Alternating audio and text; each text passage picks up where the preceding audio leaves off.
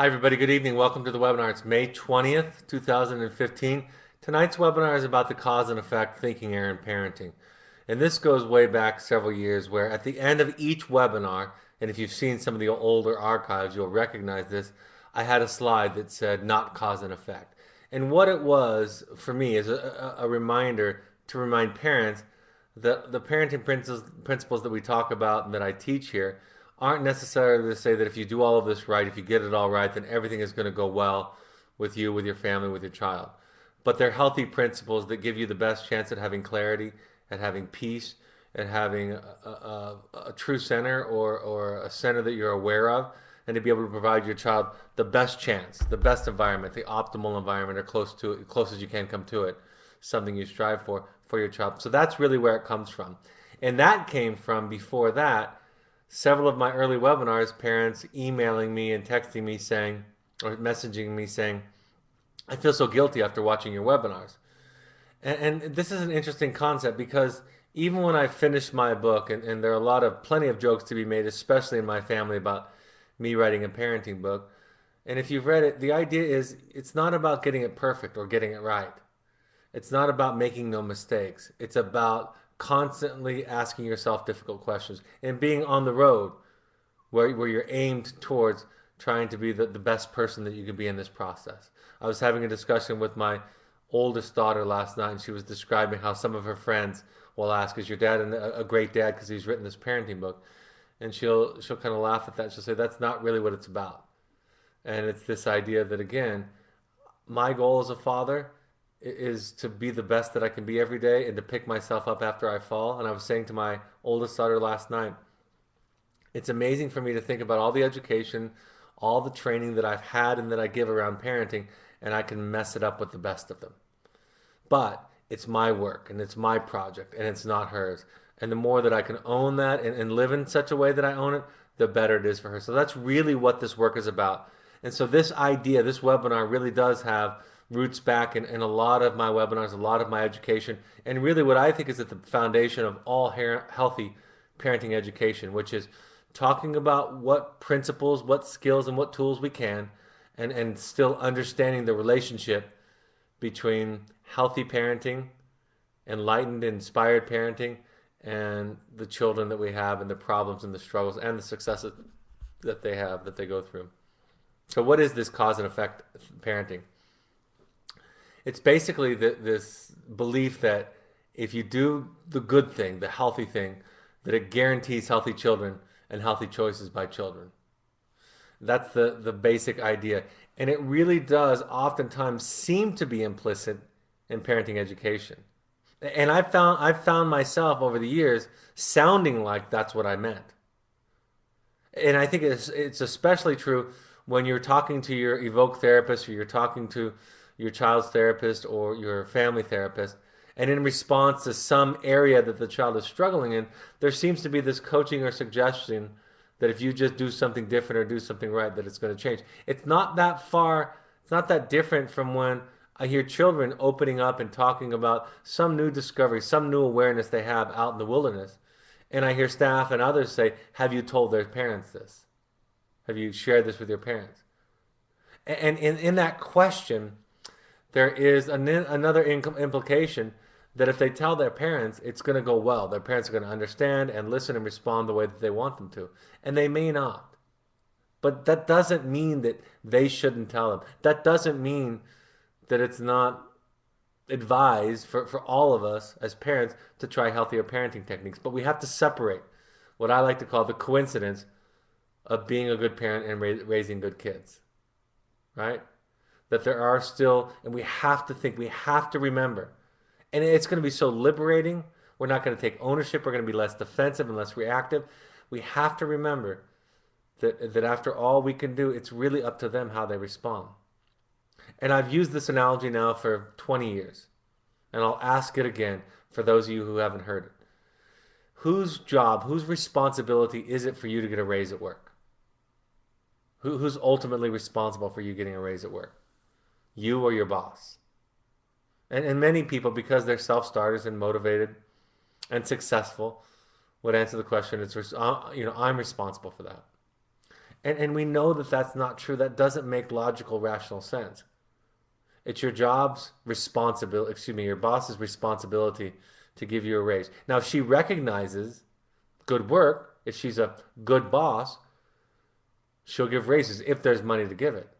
What you are responsible for is being on time, working hard, being skillful at your job, being dedicated at your job. Those are the things that you're responsible for. And it's not nitpicking. It really is a different process when we recognize and understand where we stop and where others start. And it doesn't just apply to our children, our teenage or young adult children. It applies to our young children. It applies to our spouses and partners. It applies to our friends, to our employers, to our employees. If we can remember, understand, and continually remind ourselves and live in such a way that we understand that what I do doesn't necessarily cause anybody or anything else to change. I'm really not. It's an illusion that I'm in control of anybody else in this universe.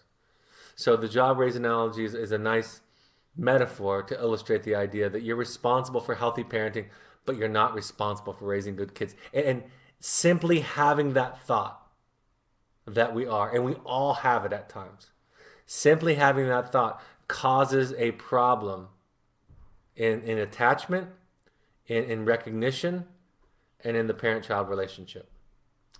Punctuation is this family systems term that says we really can punctuate a systemic interaction any way we want to. We can talk about a parent yelling at a child and the child recoiling in fear and experiencing shame.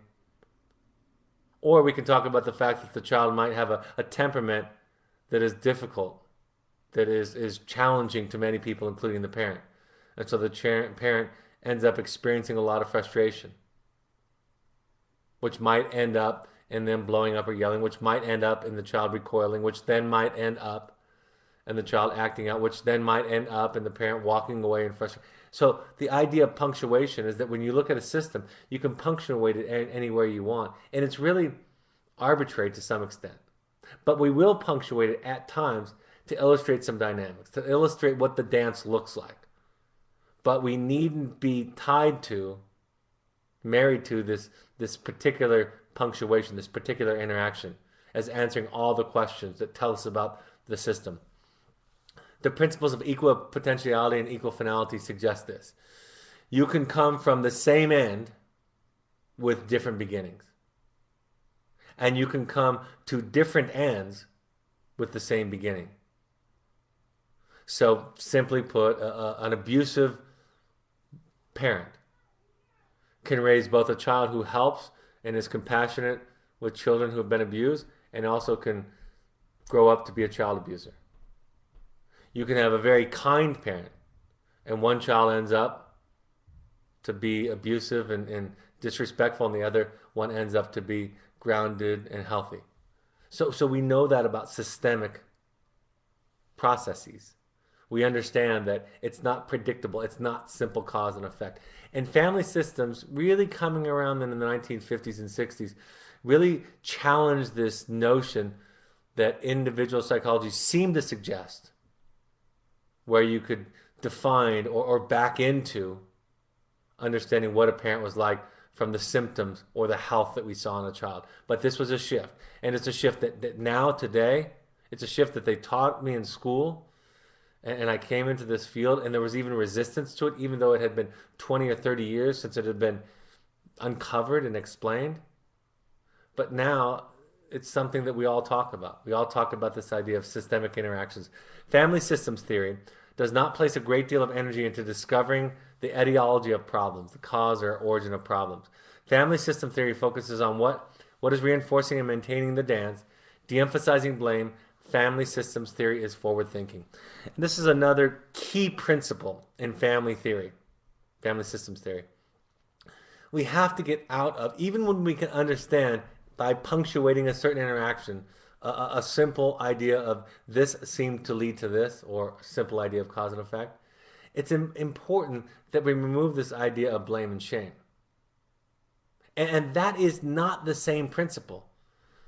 And we know that because we can all relate to an experience where we say, I'm responsible. And we feel accountable and we feel responsible, but it comes with this healthy sense of apology and I'm sorry, and compassion and love and empathy and all of that. And we also know that there are other times when we experience that same blame, but it is covered in shame and self disgust and defensiveness and pulling away. So it is possible, folks. And for those of you that are newer to this process or earlier in this process, I want to offer you this idea that part of what we want to do at Evoke is everybody begin to understand what's my part in this? What's my part in this dance? What am I doing to consciously or unconsciously reinforce patterns that I don't want to see continue? And can I look at that while at the same time removing this intense shame that I was somehow conditioned or taught to have when I made a mistake, when I didn't do it right, when I screwed up? And we can get to that place, and that's what this work is about.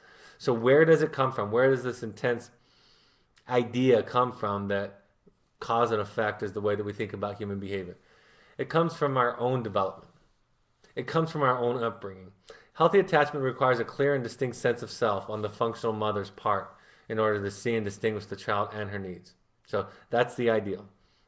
Functional mother is an old term that we use to describe the primary parent at that time. It was a step after talking about the mother in terms of all parenting descriptions, dynamics, and so forth. Our family of origin, the family we grew up on, programmed us to see feelings as overlapping, and each family member disowned her feelings in order to not feel responsible for them. In this case, change was the responsibility of the other. My anxiety is your responsibility, right? This is what we learned. And it wasn't consciously taught. No one said you're responsible for everybody else's feelings. Nobody said that when you were upset, it's somebody else's fault. Nobody taught that, most likely, in most of our families. But we acted, it was acted on us as if it were true. This is the soup that we were cooked in, if you will. And so part of what we try to do here at Evoke is we try to disentangle that, pull it apart a little bit, make sense out of it. The distance that happens at Evoke and at other therapeutic programs can help to facilitate this pulling apart of this over enmeshed system, where we can start to say through letter writing, through meditation, through discussions with therapists, through time separated from each other, we can start to say, okay, here's who I am, here's what I feel, here's what I'm responsible for, and here's what I'm not responsible for. And when you get upset with me when I write a letter, it doesn't necessarily mean that I wrote a bad letter. And when I get angry at you for something that you've done, it doesn't necessarily mean that you did something wrong or you need to change. So we start to understand what it means to be a whole self. And we set the stage for healthy attachment. That's what we do with this version of a family therapy or family systems theory. So let's talk about some ideas that many of us can relate to when we think of the cause and effect thinking error in families. I'm responsible for my child's choices. If I could ask for a show of hands and ask how many people have had this thought into their mind, and we are being honest, 95% of you would raise your hand. I'm responsible for my child's feelings. Maybe more of us even would raise our hands if we were being honest with ourselves. And if we don't even think that, how do we demonstrate it? How do we model it? Because we do. We try to explain ourselves. We try to justify. We try to talk them out of their feelings.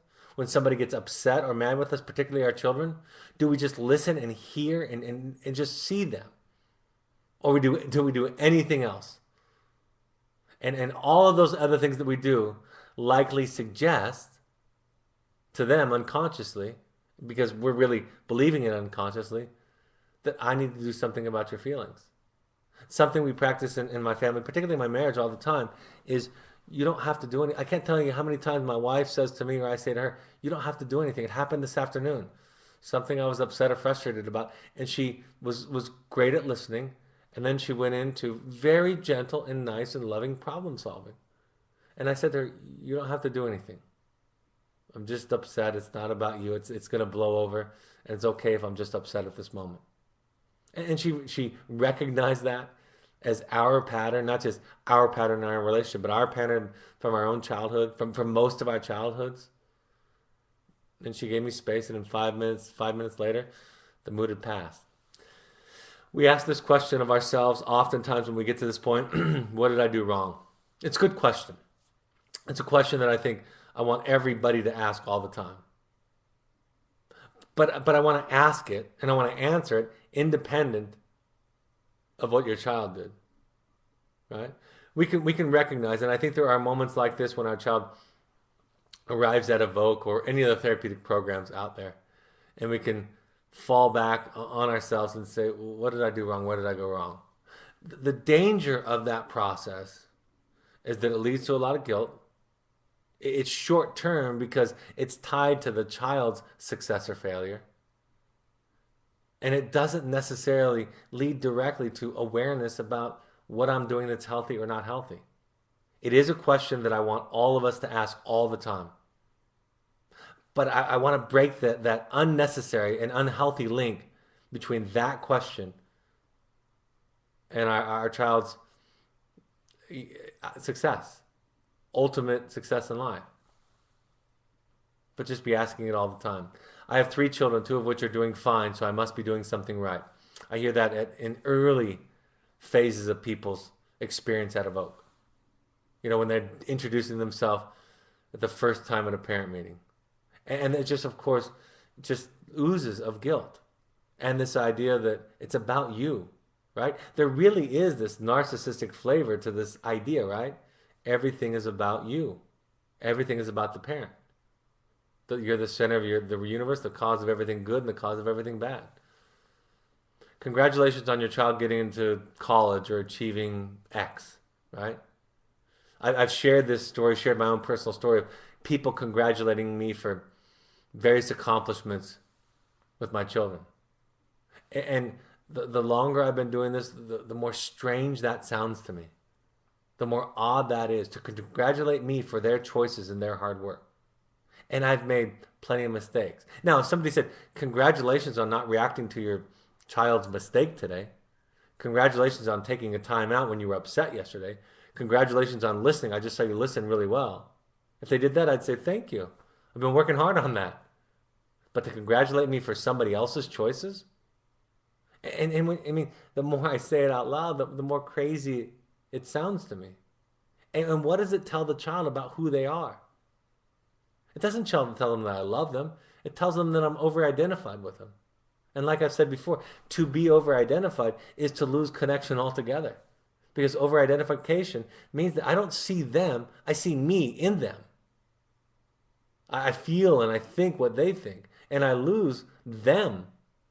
So it's the most drastic form of unhealthy attachment or abandonment. And then, this question, whether it's the communication skills, that's probably the simplest and most common one, or a behavioral technique or any other technique. The question is, does it work? Does it work? Or it won't work. Oftentimes when I teach assertive communication to parents, I've had the response, that won't work. And my response is, to what end? What's it not going to work? Will it get your child to change? Because you become a fantastic listener? Does it guarantee that your child is going to get out of their symptomology? That their depression is going to lift? No. What does healthy listening and healthy communication do? It creates greater awareness. It creates a greater connection. It creates a greater ability to see the other. It creates a better intrapsychic differentiation, which is I understand the parts of me, my desires, my hopes, my feelings, my thoughts, my perceptions, all of those things. I start to see those as clearly. That really is the definition of enlightenment. We start to see the parts of ourselves clearly. And it can slow down like any sport, like any craft. Think about art, music, sports. Those who are gifted at it, the best among us at those things, will tell us. We hear these stories. It moves really slow for me. And that's what happens with this work, is everything starts to move slower. I see it happen to our staff. They come in the first 3 weeks, and it's first 3 months, and it's like a big swirling mess for them. And then after 6 months and 9 months, it moves very slow. And they're able to respond insightfully, intentionally, and with the enlightenment that comes from the training and the discipline. Will my child forgive me? Of course, my answer always is when they get healthy, they will. When they grow up, they will. But that can't be, right? We know this. It can't be ultimately what drives us. It's got to come from us or from a peer or from a professional, a therapist, somebody from our work, from our discipline, from the project of our life. It has to come from there, not from our child. Otherwise, we're asking our child to take care of us. We've turned the entire parenting responsibility upside down, and they're really parenting us. And it really does go back to our childhood that we're asking them to heal something, give us this unconditional love that really we were supposed to get in childhood, and we didn't because our parents were human beings, and at times they failed. So we're asking that from our children. We're working our childhood through them. If my child is happy, I am happy. I told this just the other night, last night I think it was, that old adage that we're taught that you're only happy as your most unhappy child. It's not okay. It's not their burden to carry. And we can't be there for them if that is the case. And I'm not saying it's not to the other end. In fact, it's not even on the same continuum. I have 4 children, and I've said this thousands of times to y'all. I love them more than I knew that I could love anybody. And I do hurt and struggle when I see them hurt and struggle. But it's not my life. It's not my whole life. And I also have the vision and the perspective to see that they've got to hurt, that they've got to struggle. And that's part of what's going to crack the shell of their understanding, right? As Khalil Gibran says.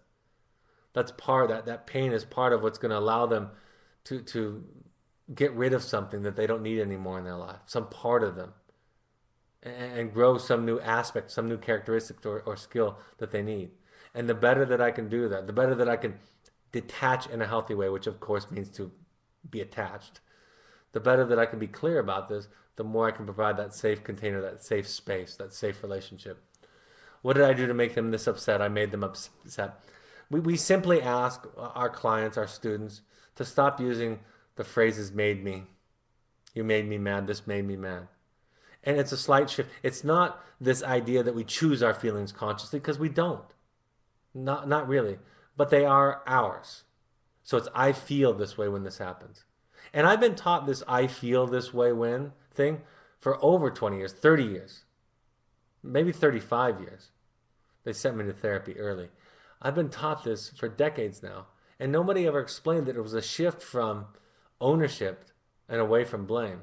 I always thought, I heard at least, I thought I heard, that it was about that I choose my feelings. I choose to feel angry. I choose to feel sad. I don't choose it. Not really. But it's mine. It's my responsibility. I am feeling it. And nobody's making me feel anything. There's this famous, simple analogy of 3 ladies that get on the bus in New York City, hanging out together, going on a tour of the city, and they get on the bus, and the bus driver is rude and obnoxious to them. And the first lady thinks how offensive it is, and the second lady thinks, oh my gosh, that's just totally New York culture. I love it. And the third lady thinks that she doesn't even notice it. She doesn't even recognize it. It's the same behavior, but each lady's makeup, each woman's makeup, is really what determines their reaction, their perception, their feeling about it. It's not necessarily a conscious choice. It can become more conscious as we do more work, but it's not necessarily conscious for most of us most of the time.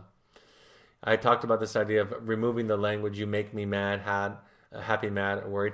And again, I'll talk about the use of skills later, but just for the rest of your life, try to avoid saying you made me and then expressing a feeling. It's not true, and it's not healthy for the other person. And we don't want our children, our partners, to feel like they're responsible for other people's feelings. They're going to lose themselves. And I bet every one of you have a wonderful lecture or speech on peer pressure.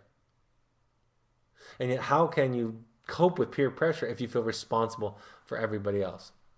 If you do X, I will be happy or angry or sad, so stop doing it so I will feel Y. This is the basic parenting technique that most of us use most days. Isabella, do your work, do your chores, or I'm going to be mad. I'm getting mad, Isabella. You better do your chores. Dad's getting mad. Emma, stop being depressed or cutting on yourself. Dad's getting worried and anxious about that. I'm really sad. Stop doing it so dad is not anxious, worried, and sad. Jake, stop drinking. I'm really angry. I'm really frustrated. I'm really worried. I love you and I'm very concerned. Stop doing these things so I'm not angry or frustrated or worried. Right? That's how we parent. It makes sense to us. And I'm inviting, this work is inviting all of us to begin to think about it differently, to begin to think about it without using emotional coercion, without using blame for feelings, without using feelings to try to modify behavior. My parents did X and I turned out fine. It's your fault. It's their fault. This is this idea. A lot of parents have said to me, I don't know what you're talking about, this family of origin stuff, because my parents were fine. And I turned out fine. Now, I have about 3 or 4 good arguments to that. Number one, parents are imperfect human beings, right? Like the next bullet point suggests, parents are imperfect. That's number one. Number two, you turned out fine because you were differentiated, if you turned out fine. And the fact of the matter is, if your children, if what you do is the cause, the end all cause for your children, then it's your parents' fault anyway, right? If it's true that a parent causes a child to be healthy or unhealthy, ultimately, then you have to blame your parents for any faults that you have, for any limitations that you have. You can't have it both ways. You can't say my parents are off the hook. My dad was a jerk, but I still turned out fine. My mom was, overly emotional. I still turned out fine. And at the same time, it doesn't make any kind of logical sense to not necessarily believe that with your children too. So can't have it both ways. All right, let's talk about communication and listening for a minute. When we respond to feeling statements, to any expressed feelings, with solutions, this is what I was saying before, explanations or defenses, we're implicitly suggesting that the feelings are not our responsibility or about us. That's why a lot of the times when your children get upset about aftercare, about some boundary that you set or some reaction that you have, and we ask you, don't justify it. Don't explain it. Just let them have it. And the distance and the fact that this communication is happening through letters can be really helpful, right? Right? It affords us the time to not react. So when we get and the older I get, the more training I get in this, the more I recognize it, the more I see when I get reactive, and now I can sense it with a subtle feeling. Right? I'm starting to feel anxious. I'm starting to feel like I want to explain myself, talk them out of it, give them a solution, explain it from a different perspective. The best way not to send such a message is to listen, reflect, and pause. In Buddhism, they call it deep or compassionate listening. In psychology, we call it active listening or reflective listening. At Evoke, we call it reflective listening. But it's really a whole lot the same simple thing. Just keep your mouth closed. Give minimal encourages, hear them, ask questions, just to gain more information. Ask what they want from you. Just listen. Don't do any of that stuff. It is so rare. I watch sitcoms and movies. I'm around friends that don't have children in programs. Nobody does this. It's so rare. And it doesn't come naturally for most people. And it takes a lot of work and a lot of discipline. And what gets in the way of it is where there is more work for us to do. When we can't or don't do it, something else is going on. And when you peel that onion, you get down to some of the issues some of the baggage that we're all carrying around. Wipe your mind clean and hear what the other is saying as if you have no other information. I was just talking to a therapist the other day, and she was saying she tells her parents to stare at the whites of the eyes of the children while they're talking, just concentrate on them. And part of that is a gimmick and a technique just to get her out of the reaction. But we try to assume nothing, to judge nothing, to not react to our triggers. And that's hard. And you're going to make mistakes. And it's okay with all of this stuff. It's okay when you make mistakes because you get to be human. Because you're learning to be vulnerable. Because you say to your child, I'm working on this. I'm not very good at this. And you're not afraid they're going to use that against you and blame you because you don't care. Because if they do, you're just going to hear them again. And you're going to respond with your healthy boundaries. So being vulnerable for you isn't a risk anymore because you're pulling out of the paradigm of power and control and into the paradigm of love and authenticity and vulnerability and assertiveness and clarity. Pause, take time.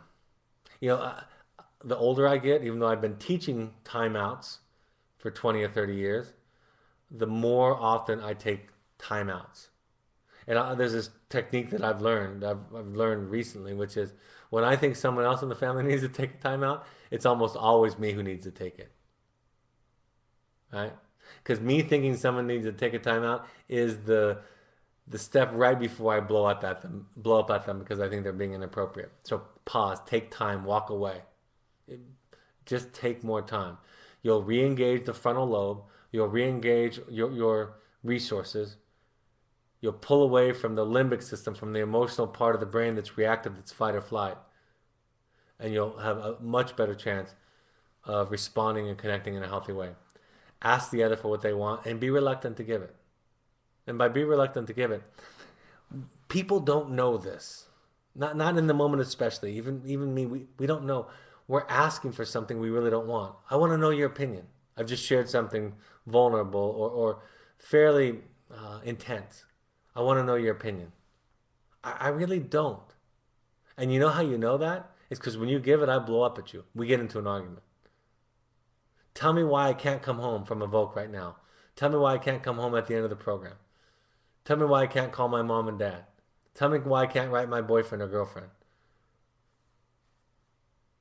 And they don't really want the answer. They want an argument. They want a debate. Why'd you do this, son? Why'd you do this, daughter? We don't want an explanation of why they did it. We're just going to beat them up with that. We just want to be frustrated. But we're so accustomed, so conditioned to being in a relationship like this that we don't know what we're doing. So be reluctant to give it when somebody says, I want an explanation and tell me your side of things. Not that you'll never give it, but be slow about it. And then when you give it and you get a certain reaction, then you know what was really being asked in that exchange.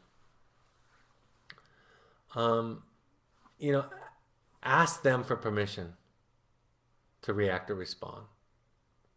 Are you in a space where you can hear my side of things? And it takes practice in a system, in a dyad for this to be effective. Because again, oftentimes people are going to say yes and they're not ready. But eventually people get to the point where they're saying, no, not right now. Right now, I just like I gave you the example between me and my wife this afternoon. Not right now. I just need to feel it. You don't need to do anything. But there's times when I say, I'm fine. I'm fine for you to give me your version of things or what's going on, your explanation. You know, even last night when I was talking to my oldest daughter, there was a point when I said, I have some thoughts about it. Are you open to those? And she was. She said yes, and she was. So we learn to slow it down. We learn to be very intentional. We learn to ask for intentions. And we learn to see what is really happening instead of what is being said. That's really the difference. What is really happening, the meta communication we call it, versus what is being said, which is the syntax. Guilt and parenting in the relationship. Part of your job, part of our job is working on letting go of guilt, understanding that that doesn't lead to morality. That doesn't lead to enlightenment. That doesn't lead to awareness. That doesn't lead to accountability. In some short-term examples, it can. And in some experiences, in patterns and dynamics, guilt can point us coincidentally in the right direction, but it just as often points us in the wrong direction. It just as often causes us to be defensive and angry and combative and to pull away and to be unaccountable. It definitely at times causes us to sacrifice parts of ourselves that we end up feeling a great deal of resentment for. And I could go on and on with the things that guilt can do for us. The goal is to find your truth, your center, your intention. And you do this through the discipline that I'm describing here. Through asking yourself tough questions, going to a therapist. Going to a therapist is not like reading a book or getting more information. Going to a therapist is an experience where you're engaged with a professional where they're ideally applying a skill of helping you discover and find yourself. Be aware of yourself. Make choices then without shame, judgment. And I'm sure that some of you have experienced some shame and judgment from some good therapists, and some of you have experienced a lot of shame and judgment from some bad therapists. So that's part of the process that we go through and that we learn, both as therapists and as clients. Understand the need to feel guilt and do the right thing anyway. You're going to have to get used to that at times if you're going to move along this path. Getting used to feeling guilty and doing the right thing anyway in the face of that guilt. Guilt will persist for some time after you decide to do the right thing. You have to be programmed to feel responsible. You have been programmed to feel responsible for others' feelings. So preparing you for that feeling and that energy that we call the pushback, the change back energy, can help you fight against it. Be responsible for your esteem, your happiness, your anxiety and feelings. Don't make your child responsible for them. That is part of the burden that they carry around, that they end up using anesthetics and escape mechanisms to cope with and deal with. It's not all what it's about, but that's part of what they feel for us. And what we're trying to unburden ourselves with our own parents, our own childhood. By doing this, you will better be able to hear and see your child and her needs, right? Like I always say, who am I first? Always the first question. Second question is, who are you? Third question is, what's my relationship with your behavior, with your problems, with your success, with your needs, right? It's hard to start. We mostly want to start with that. What's my relationship with your addiction? What's my relationship with your depression? What's my relationship with your anxiety? What's my relationship with your need for attention? But if we don't go back to the basics, it's going to be very difficult to answer that question. This often requires dealing with some of the baggage you carry in childhood. It's almost humorous the way that I write that last bullet point. I think I've told this story, some of you have heard, where I was doing a parent meeting in Chicago, and after some comments that I'd made about some of the dynamics, one of the parents said, "So you're saying part of this has to do with our childhood and where we came from?" And they were asking an honest question, and it was the way that it was asked. It was also funny to me because it's all about our childhood. And part of what we're doing is unraveling and unpacking all that stuff and making sense out of it.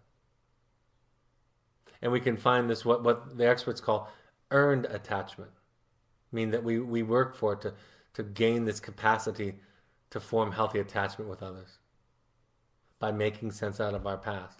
If you want more about that, look at the book Parenting from the Inside Out, because that's what it talks about. It's a wonderful book. So enlightening parenting, I've used this cartoon before. In fact, this cartoon is in my book. The 3 stages of self-awareness. You're an idiot, no. You're an idiot, yes. I'm an idiot. Right? That's what the great minds and the great thinkers have come to understand, is humility. Without shame, without guilt. Enlightening parenting is full of love for self and others. And it's not different. That's not a different thing. One doesn't lead to the other or vice versa. It's the same thing. To the extent that you love yourself, you love others. It's an illusion that there's a difference there. And we believe that illusion a lot of the time. I'm a lot harder on myself than I am on anybody else. No, you're not. Not over the long haul, not at all. Love thy neighbor as thyself. It wasn't a commandment. It was a statement about what is.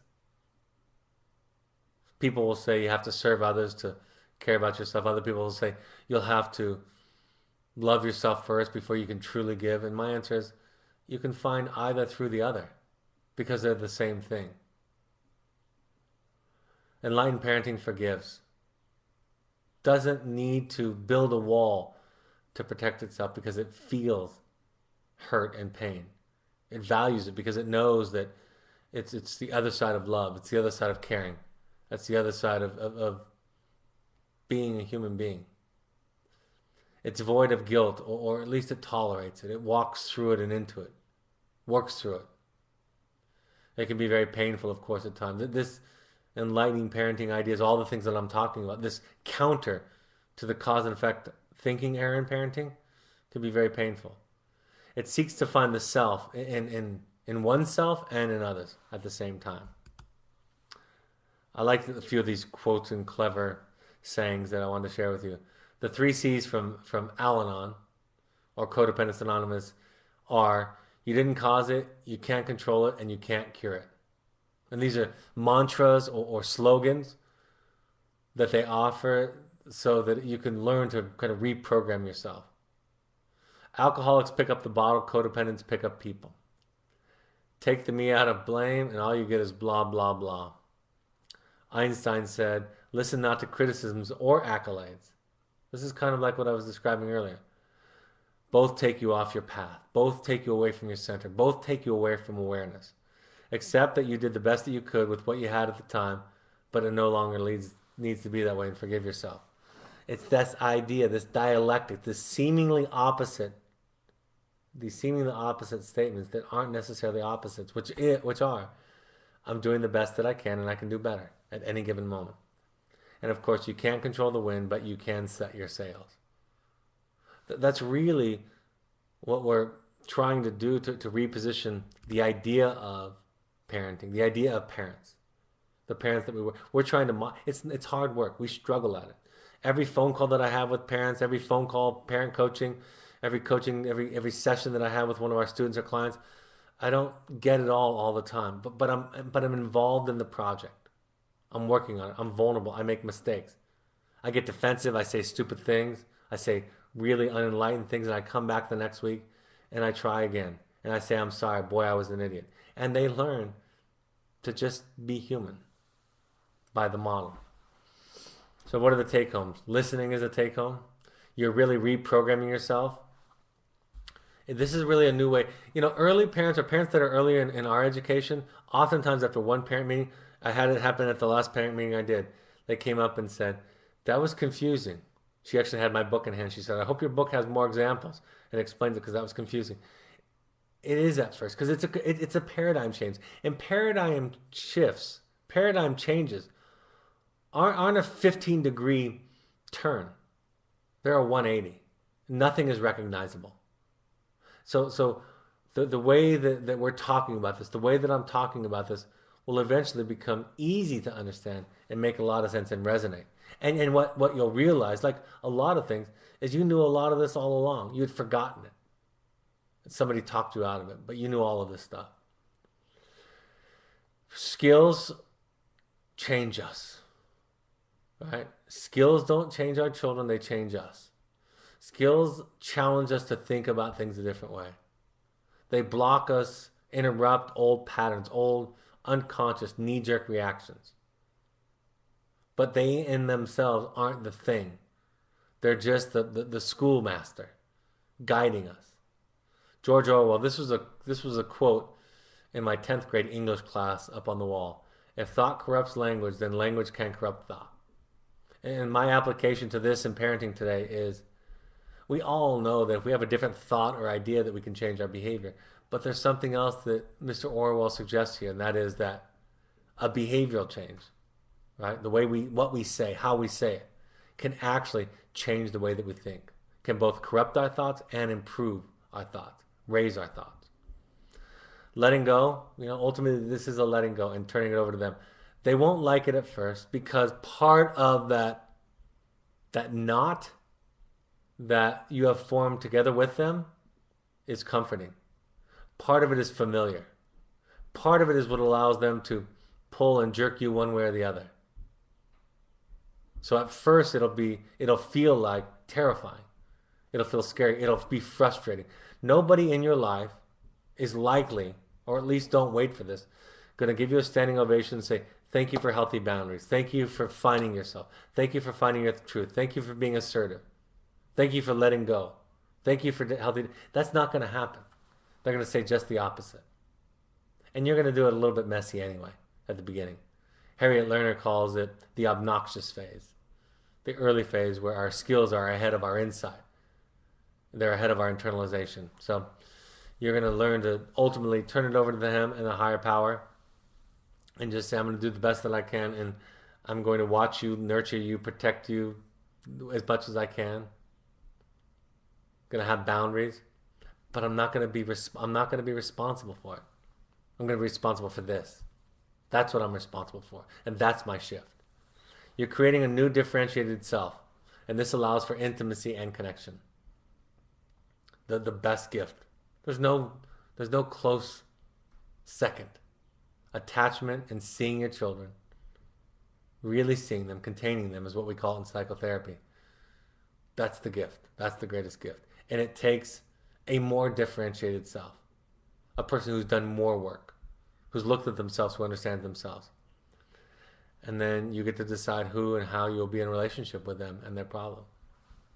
And that's becomes much more of a conscious process than it was early on when everything was moving so fast. All right, I'm happy to take some questions, Stephanie, if you have some questions that came in. By my being responsible for my happiness, my feelings, what else will that ease me into when the nest empties? It will. You know, I was having this discussion with my daughter last night, my oldest daughter, and she's coming home. She's been away at college for a couple of years, and she's coming home for personal reasons for a little while. And I said, I'd love to have you here. And when you left for college, I cried. I told her this at the time. I cried so hard I couldn't see. I thought my eyes were going to fall out of my head. And I knew it was still the right thing. And so, yeah, there's a part of me that loves having you close. But I know that's not the nature of things. I know the nature of things is for you to move on. And all of us have a percent. Some of us it's just a tiny percent. Some of it's like 30%. It's really important to be aware of how much we want to pull our children back to us, to keep them needing us. Even if it's only 1% or a fraction of a percent. That sometimes affects and influences us. So absolutely, letting go. And it's not just empty nest. It helps you watch them, especially as they grow up, and make decisions that might be dumb decisions. And then just be there for them without judgment so that they can learn. Not have judgments or expert opinions about everything they do, every boy or girl or career choice that they make. You just listen. You're just quiet. And then guess what happens with those kinds of parents? Children love to come and talk and ask questions and be heard most of all. So yes, it does that, and it does a whole bunch of other things too.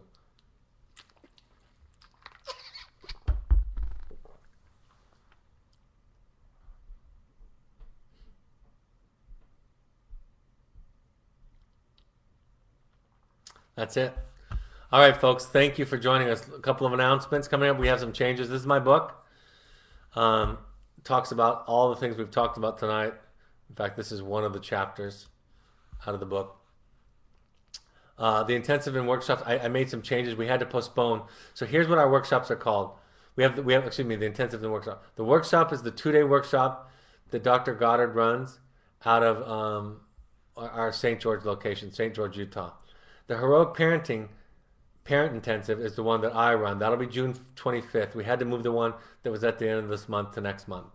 And I switched it around because that's when the family intensive. So the family intensive that we're calling Heroic Journeys, that's July 13th through 18th. That's hosted by the Entrada staff and myself. You can talk to Stephanie at evoketherapy.com. You can go to our website to learn more about each of those and see the schedule. Here are the upcoming 3 parent meetings that I'm doing on the East Coast. We'll have some California ones listed up here soon, and also some Chicago ones, some other ones.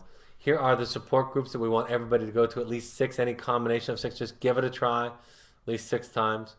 You can go to those websites and find them in your area. This is one of our other new programs for young adults in the summertime, 2-week courses where we have excellent field staff and excellent adventure guides taking young adults out for sober fun, for reconnection, for recalibration, for revisiting the principles that they may have learned while they were in our wilderness therapy program, or for those who just want that experience out there, some leadership and insight. Follow us on social media so you can keep up with invitations, with announcements, with stories. There's our blog. We're doing great. We're having great contributions from our staff.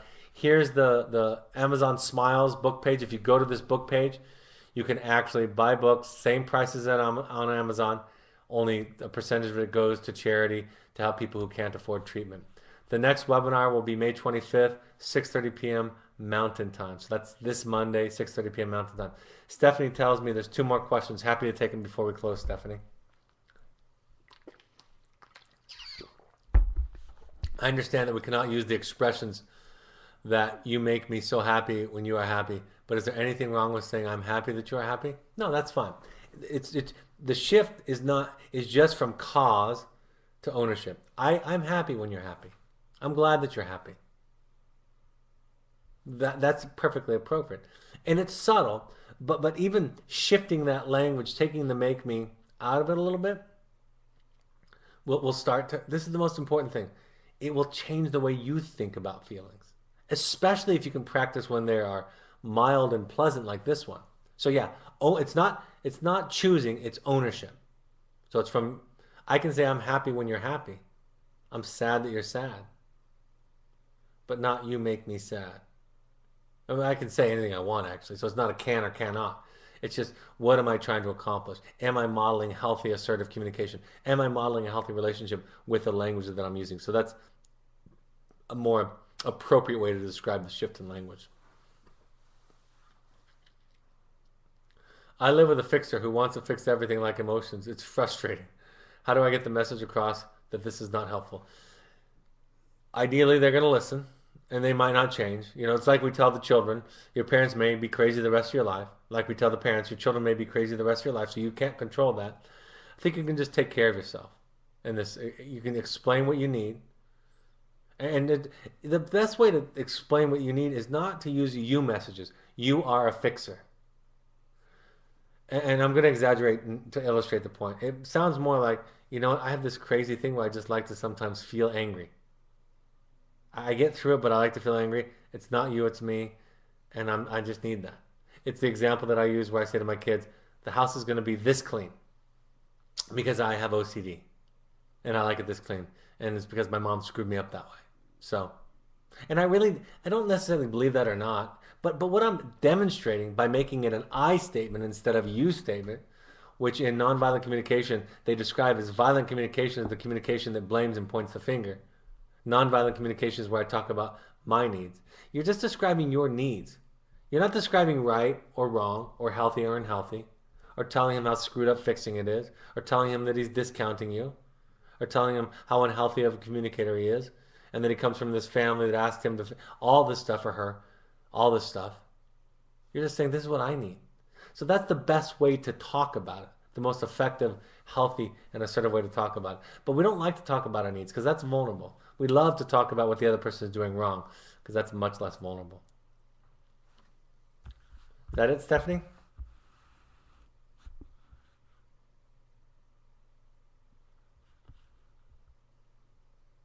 All right, folks. Thanks for joining me tonight. Hope these points of contact are helpful, and I will talk to you Monday evening. Take care. Bye bye.